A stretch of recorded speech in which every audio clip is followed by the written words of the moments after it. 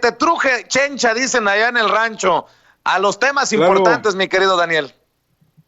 claro que sí, Vicente. Bueno, pues lo primero es el asunto claro de la posición del presidente respecto a la revista Proceso, una revista que recibió mucho apoyo en publicidad por parte del gobierno de la Cuarta Transformación y que pues se ha dedicado en este momento con la portada de su revista a lanzar una imagen que golpea muy fuerte la moral de los mexicanos.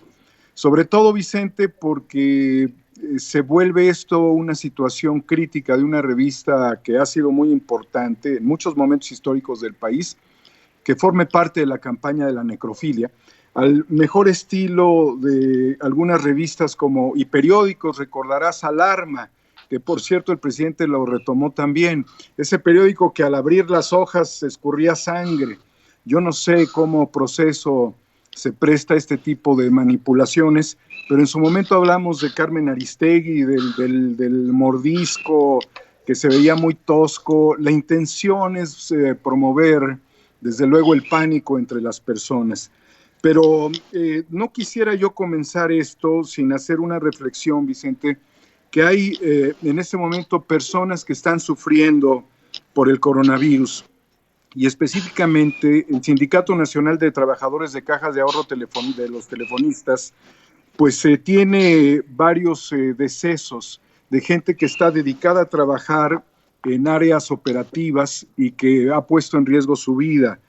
Benjamín Dávila Pérez falleció el 2 de abril, Braulio Rigoberto Calixto Sánchez el 6 de abril, Mario Freire Arenas el 11 de abril, Salvador Carmona García el 13 de abril, José Antonio Ortiz el 15 de abril, todos víctimas del COVID-19.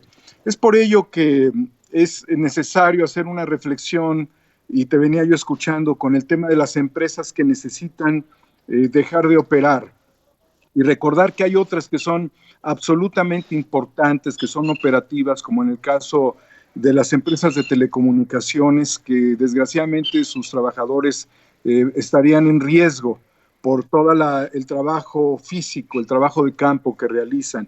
Por eso hay que dedicarle nuestra solidaridad a los trabajadores que en este momento no tienen más remedio que salir a las calles y estar luchando, y hay que evitar en todo momento lo que está haciendo Proceso, que es un llamado al terror. Una cosa es la solidaridad con el dolor y otra cosa es el exhibicionismo, como lo está manejando Proceso, al igual que otros comunicadores lo han querido hacer y lo han venido promoviendo, Vicente.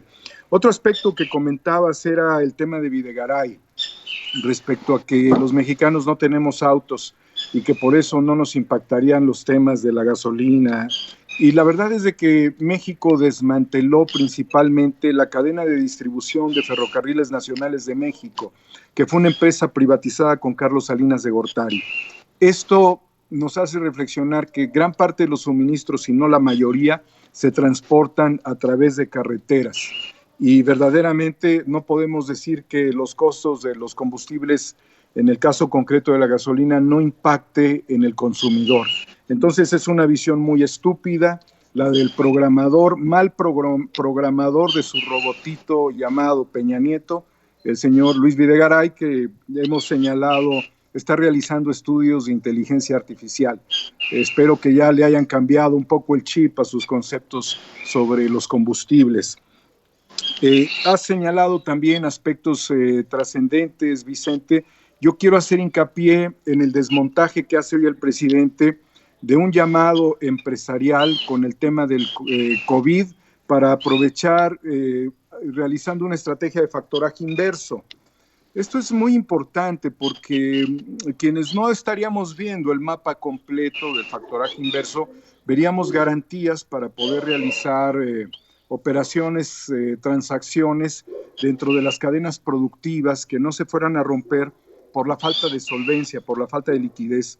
Pero el presidente señaló que estaríamos nuevamente en un juego muy parecido al del Fobaproa, que tenía un valor, si no mal recuerdo, 180,000 millones y que terminó siendo de 3 billones. Esto nos pone en relieve que estos esquemas de factoraje utilizando al gobierno o involucrando al gobierno, sería arrinconar al gobierno en estrategias de comercialización, de vida o actividad comercial entre empresas privadas. Y el presidente pues rápidamente saltó a la escena con el ejemplo claro del Fobaproa. Entonces es un momento muy importante. Yo no creo que las iniciativas en general sean malas en este momento. Están iniciativas como la del economista Levy en materia de construcción de solidaridad para realizar cadenas operativas, cadenas de flujo, cadenas de valor. También platicando con algunos otros economistas, han visto la importancia de manejarse con conceptos de futuro. Pero el hecho, imagínate nada más lo siguiente, de meter al gobierno dentro de un factoraje inverso, como lo llaman estos personajes empresariales, si estuviésemos hablando de empresas, como en su momento fue Enron, en Estados Unidos, a principios del siglo XXI, imagínate que una empresa como Enron utilizara un instrumento muy parecido al factoraje inverso en este momento y que le transfiriera responsabilidades al gobierno con el Banco Interamericano de Desarrollo, con el banco que fuera, dejándole una gravedad de crisis sistémica transferida directamente.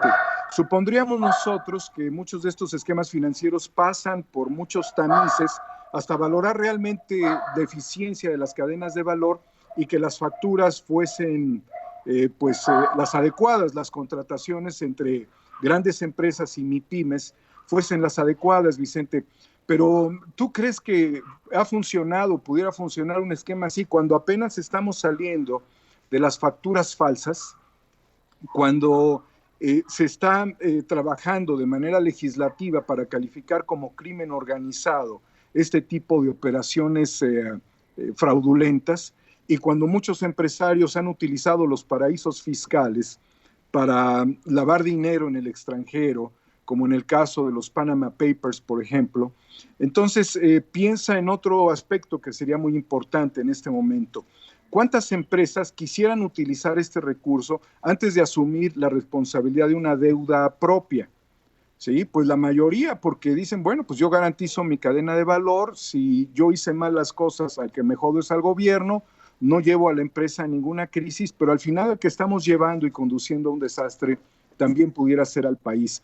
No todas las operaciones comerciales en México y en general en muchas partes del mundo tienen la confiabilidad necesaria para asumir criterios de paternidad del gobierno, que además es un gobierno que desprecian. Muchos de ellos desprecian a este gobierno. Entonces, ¿cómo les vamos a concesionar este tipo de opciones financieras cuando no es que no hayan votado por el gobierno, ¿no? Sino cuando son los primeros en golpear al gobierno, mi querido Vicente?